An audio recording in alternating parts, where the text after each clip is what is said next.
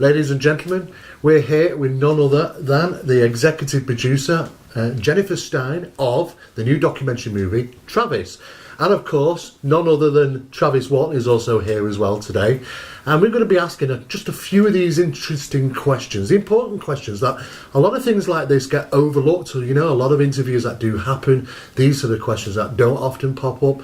And we think it's really necessary to get this sort of information out. So we would like to ask Jennifer first a couple of questions. Jennifer, thank you for today, for the interview, first off. I wanted to ask you about what gave you the idea, what was the reason behind you coming up with, you know, why would you want to do a movie like this? Well, it's just such a good story. And it's never been done. A basic documentary on Travis's story really never put all of the facts together.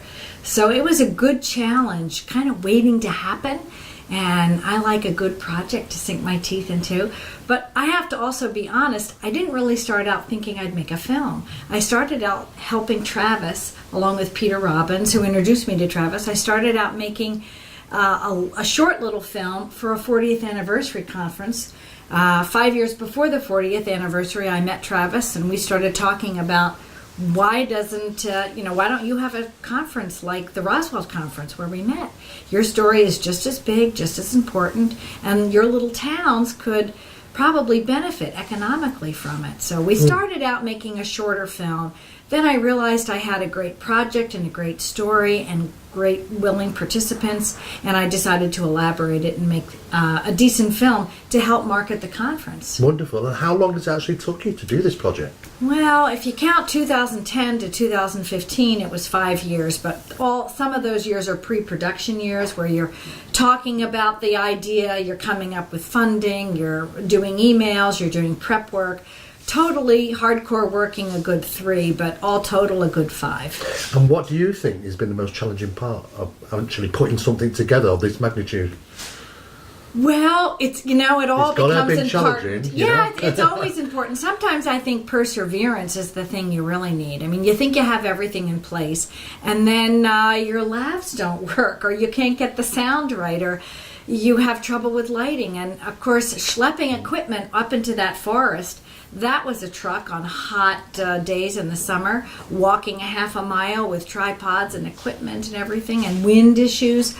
But I have to say, the people that I worked with were so willing to get the truth out. Even the police officers we interviewed, Marlon Gillespie and Deputy Ellison, they were really happy to kind of finally tell their story. And the other members of the crew, they were very happy to finally get a chance to speak for themselves. Wonderful. Also, what I'd like to ask is that a lot of our viewers will know that there was a well-known film featuring the story of Travis Walton known as Fire in the Sky. However, I wanted to ask Travis, how much does this documentary differ from that particular movie? Well, I don't compare the two because, anytime Hollywood does a dramatic recreation of things, they get creative. It's just, it's part and parcel to Hollywood dramatization. So the Hollywood movie was not a documentary, didn't pretend to be. And so Jennifer's project was not just to set the record straight, but just to, say things that hadn't been said at all. Absolutely, fantastic. That's great. Also, I also want to ask you is that when it comes to doing something like this, we know that you've got a book out, Fire in the Sky. It covers a lot about the issues about your struggle through that 30 years of dealing with this, the problems that you had to deal with, people trying to, discourage that information from going out. There was propaganda, there was lies, there was all sorts of things happening, which people were generally unaware. What was the most difficult problem for you? I think, in spite of how difficult it was to deal with the public opposition, dealing internally with the experience itself was probably the hardest of all, and that's just hard to describe to anyone. Jennifer, is there anybody specifically who obviously tried to target this story? Obviously there was a lot of things in the press at the time, but in the background, what was going on? Can you tell us a little bit about that? Sure. If anyone reads Travis's book, you'll realize that he spends 1/3 of his book talking about Philip Glass. And I even think, and Travis can comment on this, Philip attacked it for a good 10 years, 15 years almost. Then when Fire in the Sky came out, he reinvigorated his attacks and then went on another 20-year attack. Parts of 3 books and dozens of little essays that he would type up and send out to news media. Okay, so what really is important here is that what is it that's going to motivate this guy to do this? What is it? What do you think what was his motivation behind that? I think it was more than being a UFO skeptic. I think, with the evidence that was uncovered through the Freedom of Information Act, that he was in league with certain government agencies to act as a propagandist, someone whose purpose was to suppress acceptance of this phenomenon publicly. Wow, right. He identified himself to Deputy Ellison as a UFO researcher from the federal government. So we know that. And Stanton Friedman, who was one of our associate producers and a friend of Travis's and mine as well, I have a lot of respect for Stanton. Stanton and I actually went to the archives at the American Philosophical Society, where they have a lot of Phil Klass's correspondence, and you can draw it up by the shelf, by the foot or by the file. And there were a lot of files back and forth, of course, between Mike Rogers, who was the crew boss. He was the key person going back and forth with Philip for a good 10 years. So I read all of those files. Stanton was doing different research, but we had an overlap with an interest in Philip Klass's work. And Kathy Martin was also there. She was doing research in relation to her aunt, whom Philip Klass also attempted to debunk. And there were letters back and forth between Donald Menzel, who we know was head of the NSA now, and a lot of other key people. Donald, I think his name was Condon. Is it Richard Condon? Donald Condon. He was the head of the Condon Report. Yeah, the Condon Report. University of Colorado. So Klass conspired with these people. They actually wrote Klass letters to say, attend this UFO conference and see what we're going to need to debunk next. I mean, literally, these were letters that anyone interested could go and specific, find. Very specific directives. Then there were invites from them to spend time on their yacht or their cruise. I'll see you in France. I'll see you in Europe. Now, Klass didn't make a lot of money just as a writer for Air and Space magazines, or Aviation Weekly, I think he wrote for. So Travis is of the conclusion that there may have been some offense that he might have been caught in, and maybe pigeonholed possibly to have to write debunking material specifically for the government. It's unclear. We didn't find any smoking gun like that, but just the fact that he could get on Larry King Live like that. He could get on NBC News or ABC News if there was a UFO story. Why was he, just this writer for a little Air and Space magazine, targeted as the official expert on the UFO topic? Yeah, I know. And of course, a lot of people from that certainly time, personally, he didn't have at his disposal $10,000 to throw around, but yet he offered the youngest man on the crew a $10,000 bribe to discredit the incident. Who was going to be paying for that if he was to take it? Any ideas? It didn't exist? It's my theory that he was being funded through some federal agency. Very interesting, very interesting. Now, Philip Klass, he was also involved in a particular broadcast that went out onto television. And of course, there were allegations made by Klass that this was a story that was concocted because you couldn't reach the contract, you couldn't complete the contract of work at that time. Right. Can you tell me a little bit more about that, Jennifer? Sure, and I'll let Travis jump in too. Right before Fire in the Sky came out, both Mike Rogers and Travis Walton were invited onto Larry King Live as a promotion for the film. And to talk about the film, but they thought they'd make it controversial and they'd have Philip in the back room. So Larry, allowed this debate to take place about what actually happened, and Philip was getting rather angry.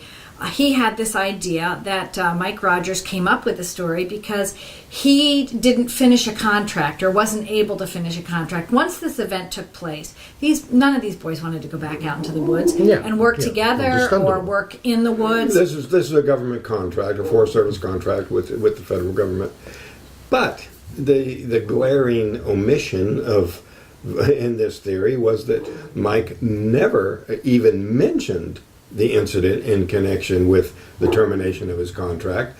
And the contracting officers overseeing the project signed affidavits stating that there is no way such an event would benefit Mike in any way, and certainly did not. In fact, class got them to come up to the area and try to, didn't they try to arrest him, or they tried to bring a federal affidavit? He brought in a federal criminal investigator to interrogate Mike, who went away empty-handed, of course.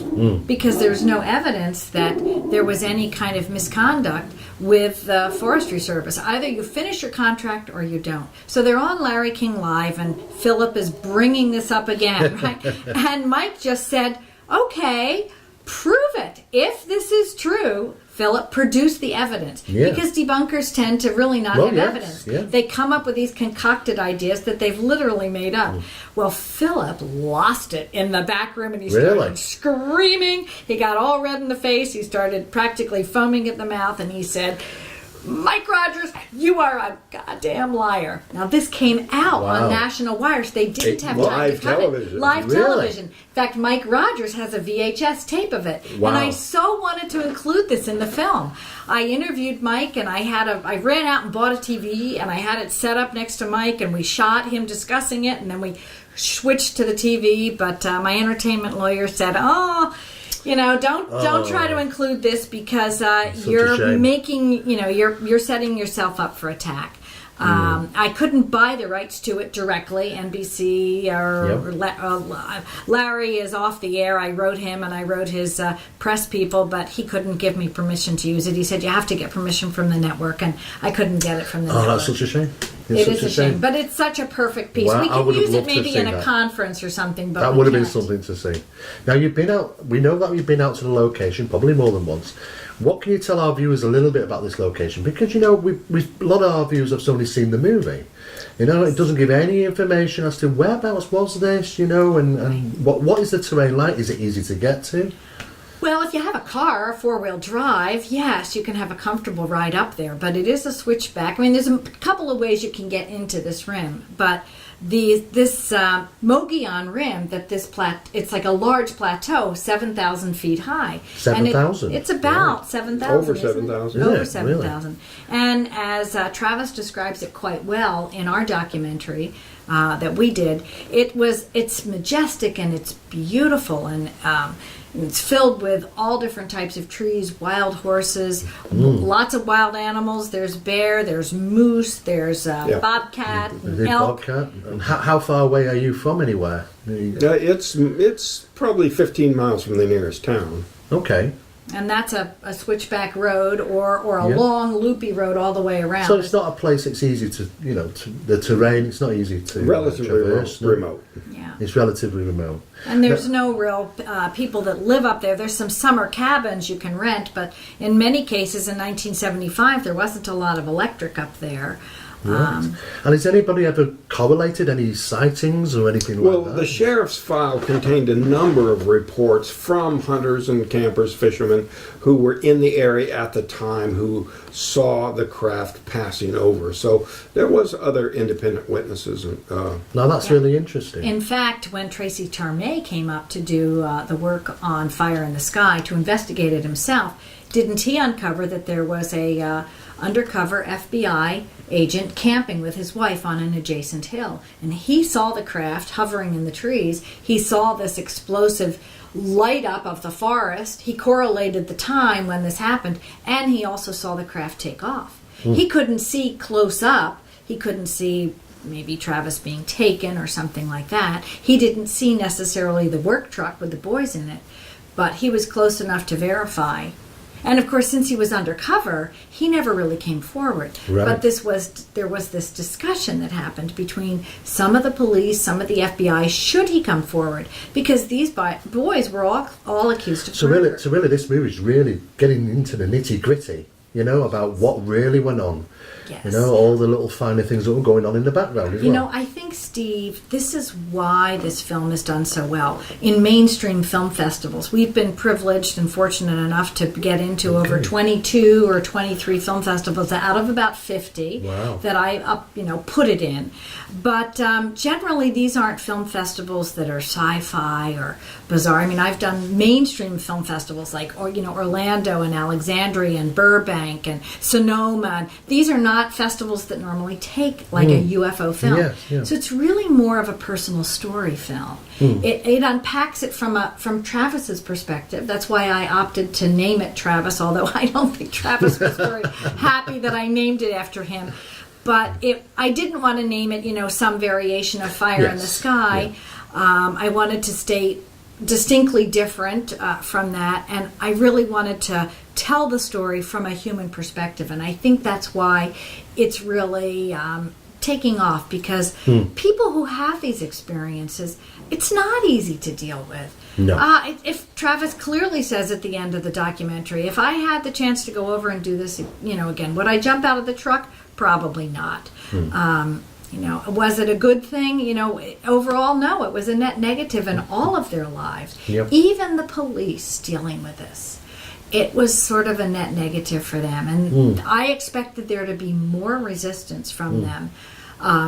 They were a little slow to contact me. It took me about a year to finally get some encouragement. Marlon Gillespie to respond back, and he wanted to know, what our angle was and why were we doing this and everything. Right. When he realized it was sort of a coming together of the boys back in the woods, it was a way to sort of vindicate and verify the facts of that, because it had been so misconstrued over the years. Then when he understood that, he was happy to work with us. And obviously, you were involved with a lot of people regarding the making of the movie, and of course what actually went on during that time.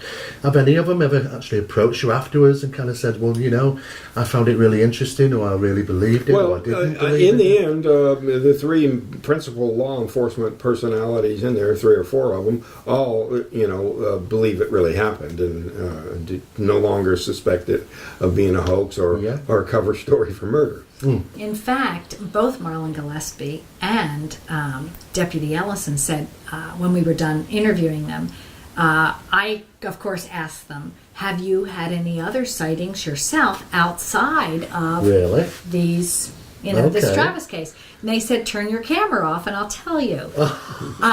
They didn't want to go on record, talking about it, because I said, look, I'm not going to include it in the film. I'm just curious. Both of them had incredible experiences, and more than one. With craft, with the whole environment becoming like daylight, unexplained sightings. They both had at least 5 or 6 over their careers, and went in depth with 1 or 2 of the stories. Wow, Travis, some of the actors that played in the movie Fire in the Sky, did anyone ever come to you and say, what they actually believed about it? The ones who have stated clearly their position about it said they believe it. They believe it? Yes. Fantastic. Now, I've been really lucky enough to actually see this movie, and I have to tell you, I was absolutely blown away. And there were numerous aspects of it. Do you know what? I've been in investigative research for 34 years. I knew about the Travis Walton incident. Well, at least I thought I did, until I actually saw this documentary. And there was just so much I didn't realise what was going on in the background. Most of all, there was some really significant new evidence that came to light because of this. Can you tell us, can you shed any information on this new evidence? Sure, we'd be happy to. I was quite excited by this, and we went back to the site with Ben Hansen, as well known from, I think it's called Fact or Fiction? Yes. Fact or Fake. Fact or Fake, Ben Hansen, yes. He knew that there was rapid acceleration of the trees in the general vicinity where this incident happened. Right. But at the time when I went back with Ben and Travis, this was the summer of 2014, and in '96, was it the Rodeo Chetasai fire? Yeah. There was a massive fire that happened. Moved through there, killed a lot of the trees. And as a result, many of the trees that were affected were just cuts off at waist high or knee high. So when a tree is cut like that, you can literally look down on the rings and see them. Okay. It's a little different than coring out a section of the tree, which Mike Rogers had done. when they had gone back to the site maybe 15 years after the site, and Mike had a hard time finding it with a news crew, probably because it was snowing and it was December, but the trees were bigger than they were supposed to be, and Mike thought, this is very strange. Why are these trees so much bigger? I don't remember these trees being that much bigger. So he'd gone back and core sampled some of the trees. So for a good 15 years, Travis knew that some of the trees had grown more rapidly. But when we were there in the summer of 2014, we could look at these major trees that had been there, that had been cut, and some had actually fallen over. And we could see that the rapid tree growth happened sort of in a semicircle, and it happened epicentrically towards the area where the craft had been. So you could have 15 or 20 different trees, and all of them had the rapid tree growth in a different area on that. Yes. So there's no way you could say that was caused by any type of fertilization that was happening, or some other faked. Yeah. I mean, obviously, looking at these rings, you can see. Sorry, guys. Let me go back to that one question. I'm going to go back to that same question, and we'll pick it up as soon as John's finished on the phone. John, did you take care of the phone? Yeah. Okay. Okay, we're going to go back to that same question. So what we'll do is we'll just... No problem. Okay. Which was? Okay. Did you discover... You made some interesting discoveries. Like you were just saying how excited you were to see the film. Yeah, very excited to see the film, and new evidence. Yeah, startling new evidence. What can you tell me a little bit about that? What did you discover? Well, we went back to the site in 2014 with Ben Hansen from Fact or Faked, who had taken a great interest in Travis's story. And while we were walking around in the site, we could examine the trees in a slightly different way, because in, I think, 1997, there was a large fire in the area called the Rodeo Chetasai Fire. Oh, right. And that burned this whole ridge where the incident took place. But it really didn't destroy major evidence, as we discovered. A lot of the trees that were burnt were cut, and we could now look down on the top of these tree rings instead of coring out a sample, as Mike Rogers had done maybe 15 years before, because he suspected there was rapid tree growth there. We were now able to look at the rapid tree growth as if they were little tabletops waist high, and we discovered, walking around the site, looking at least 15 or 20 different trees, that the rapid growth was different in each of these 15 different trees, each pointing in directly towards where... So what's that suggesting then? That there's been suddenly, since the date of the incident, that the trees nearest to the location suddenly decided to grow faster? 33. On the side of the tree pointed towards where the craft was located. Only that side? So a point source radiating centrally towards all of the surrounding trees. So think of it this way. If you took a compass and you took a picture of each tree, the compass would be in a slightly different position at each tree. So I call it epicentric rapid growth, because it was epicentrically focused towards where the craft was. Well, that's incredible, because that suggests then there's something was responsible, some type of, I don't know, energy or something. So this really excited Ben. And he said, let me see if I can Google some white papers and see if there's anything to do with radiation and rapid tree growth. Sure enough, we found a number of papers related to Chernobyl, where within a 5-mile radius of Chernobyl, the Scott pine tree, which is basically a cousin, it's basically the same tree as the ponderosa pine, those trees grew at a 33% rapid growth rate within 15 years of the Chernobyl incident. And this is exactly what happened in Travis's case. After about 15 years, it slows down, but it's very rapid growth. But in Travis's case, the rapid tree growth is very elongated, as if you took a magnet and pulled out the tree growth. That's fascinating. Absolutely fascinating. It's quite unique, and you just can't fake that information. You can't. No, that's the first time. The only thing I've ever heard of anything similar is kind of in crop circles, very similar sort of thing about rapid plant growth, but I've never heard about it in trees. And of course, it's given off a direction, really, as you say, like an epicenter. Yes. Fantastic. I mean, that's just incredible evidence. What I want to ask, to finish up on, is, do you feel now that with the book that you've got, and with this documentary, you've got a complete story? Do you feel like you still, or do you still think there's more to be? There's yet more. There's every year we uncover new intriguing leads to follow up on. and it's ongoing research. It's ongoing research. Some amazing discoveries, similar to this directional tree growth thing. Wow. I mean, such a length of time has passed from this case, and yet more evidence is still being found. It's still yield, and that's what makes this case actually probably one of the most significant in human history as far as I'm concerned. Jennifer, can you tell our viewers where can they get to find out more about the documentary?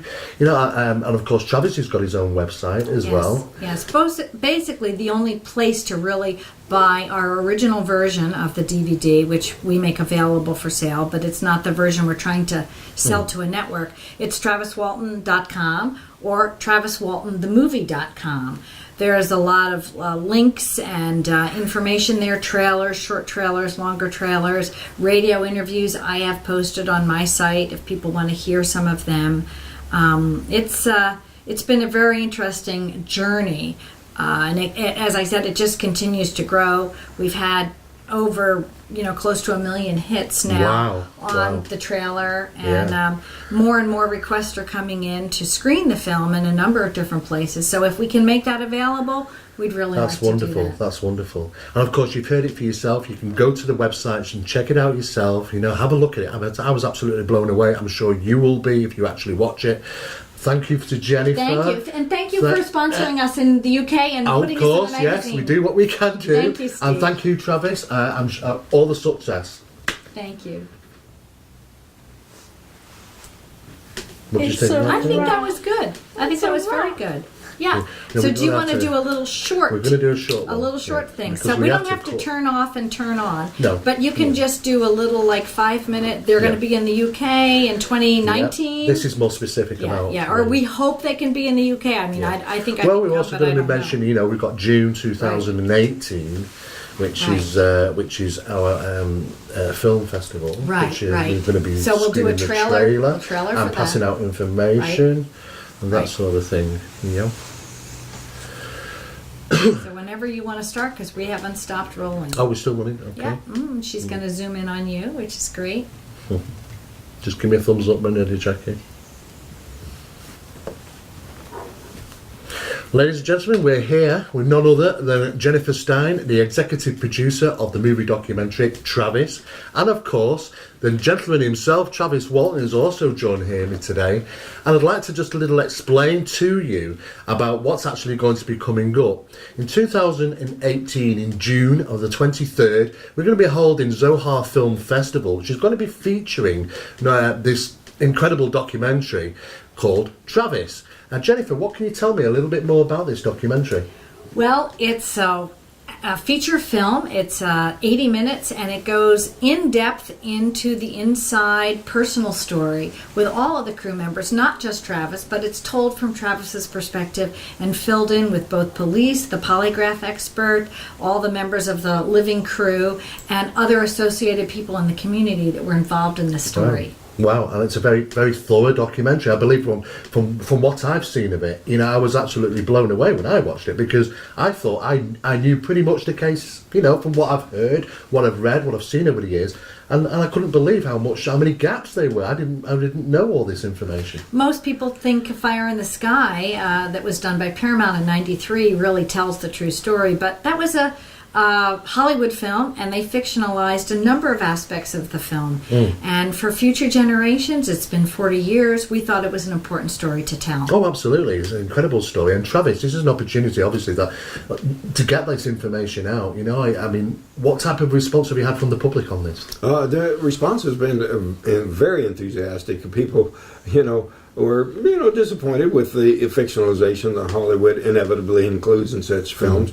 But I think even the movie Fire in the Sky, had its merits in getting people to be interested and to take a deeper look into getting the facts. Reading my book or getting a hold of the documentary of Travis. Fantastic. And of course, we're looking forward to hopefully having you guys come over to the UK. We're going to do a big film festival in 2019, the full event, and we really love to have you guys there and feature, the documentary. And of course, you guys need to see this documentary, because when I watched it, I realised straight away that I'm for the first time, I'm looking at new evidence. You know, can you tell our viewers just a little bit about this new startling evidence that's come to light during the process of your work? Well, we certainly drew up some new evidence on the tree rings, discovering a unique epicentric rapid tree growth towards the center of where this craft had been. We knew there was rapid tree growth before, but we didn't know how significant and unique it was and how directional it was with each tree. And just also the personal stories from each of the crew members' perspective, I think fills in more of the story than we ever had before. And we uncovered a lot of information about Philip Glass. Anyone who reads Travis's book realizes he spends 1/3 of his book writing about this major debunker. So we attempted to unpack that more for the viewer. Anyone So really, it's a bit about what's going on behind the scenes as well. It's not just what about would the motivate this debunker to devote parts of 3 books and dozens of papers that he broadcast to try to put this down? It obviously represented the biggest threat to his dogma. It must have been, absolutely. And I believe there actually was a broadcast that went out on television in regarding Philip Glass and accusations that, you know, this is all made up simply because, you know, the guys could not reach the contract, couldn't complete the contract. Can you tell us a little bit about the that? whole contract theory was blown out of the water by the contracting officers themselves. At the termination of the contract, the meeting, the incident with the UFO wasn't even mentioned, and the contracting officers themselves both signed affidavits stating that there's no way this event could have benefited Mike and in no way did benefit him. Incredible. Larry King Line had them both on the show, Mike Rogers and Travis Walton, to promote Fire in the Sky. And they also decided they'd have Philip Glass in the back. And Philip Glass lost it in the middle of the show. He lost it? He What, lost it. that went out? He was It was fuming. broadcasted? He was fuming at the mouth. He Lost called, control and just swearing on live television. Oh, yelling at Mike Rogers, calling him a Incredible. blank liar. Incredible. So do you think that the story's now complete, Travis, or do you think that there's still more information to come from it? It's definitely an ongoing process. There's more exciting leads, avenues of research to follow up on. And it's surprising that after all this time, it's still a work in progress. Wow. And where can we find out a little bit more? I can just know our viewers are itching to find out a little bit more about this. Where can they find out more about the book and of course, the documentary? Well, her website is TravisWaltonTheMovie.com. And my website is TravisWalton.com. Right. So either place, they can purchase the documentary, they can hear radio interviews, they can see other video content at TravisWaltonTheMovie.com. We also posted some of the interviews we couldn't use in their completeness with Deputy Ellison. We thought it was so important we put that up. We have an interview with a couple of other people. In their totality. Fantastic. Well, there you have. You've heard it for yourselves. Go to the websites, check it out, have a look. You know, I was blown away when I watched this documentary. I'm sure you will absolutely be blown away as well. I want to thank Jennifer and good luck with the documentary. I hope everything goes well. We're really looking forward to get you guys over for next year. Well, thank you. Thank you very much.